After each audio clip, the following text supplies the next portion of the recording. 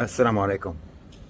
I feel like in our community, we have a kind of depth perception problem in that we look at things that are really surface level or bare minimum type indicators and conflate from that or extrapolate from that much deeper ramifications. It goes across many different areas of our life. For example, we will extrapolate from the fact that someone prays in the masjid that they are a religious person who has iman and has taqwa and has all of these virtues that we associate with a good Muslim, and they may not. They just make the salah in jama'ah. Doesn't necessarily mean anything about their character. That's a good thing, and you cannot extrapolate anything more from that other than what it is. They pray jama'ah in the masjid. That's all you know. You can't learn anything else about them from that. Same like if a sister wears hijab. Doesn't necessarily mean that she's virtuous and has a great character or any of these other things. It just means that's a thing she's doing right. Doesn't necessarily mean anything more than that. And I just feel like we sort of look superficially at these things so that we will regard someone as religious if they meet the apparent qualifications of that, which of course has to do with, we judge by what we can see. We can't judge intention. We can't judge what's in the heart. That's all true. But we do it anyway. You see? We only look at it in terms of, well, what we see is good, so therefore we won't assume bad. That's correct. But you also shouldn't look at what you see as good and extrapolate from that more depth to the goodness than what you see. What's inside, you don't know.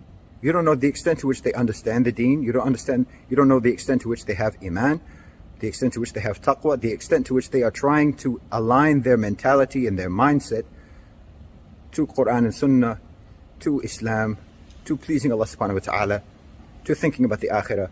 You have no idea until you actually talk to someone and get to know where their mind is at. So, like if I talk about someone being religious, I'm not talking about they've memorized Quran, they go to the salah, they are fulfilling the fard. You know, that's not what I mean. I mean someone who actually has taqwa, who's actually thinking about Allah subhanahu wa ta'ala, thinking about Yawm al-Qiyamah, thinking about trying to align their life to what Allah subhanahu wa ta'ala has commanded and understanding it and living their life accordingly, seeking Allah's pleasure. That's what I regard as a religious person.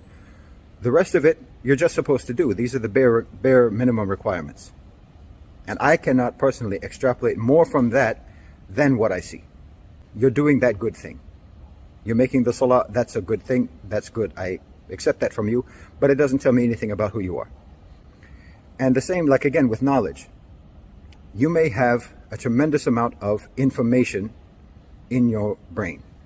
Your brain is a warehouse. Doesn't mean it's also a factory. You have all of the ingredients, doesn't mean you know how to make anything from it. You understand? There are some chefs who can make an incredible meal with very few ingredients. And then there's someone who has no culinary art skills, who can have all the necessary ingredients for a delicious meal and they have no idea what to do with it. They've got the ingredients, but they don't have the recipe and they don't have the skills to make it. We have to be, I think, a bit more discerning for our own sake, for our own safety, than to make assumptions about people that attribute to them greater levels of wisdom and intelligence, greater levels of virtue and character than we have reason to believe. You understand what I'm saying? And I'm not saying to think badly of someone.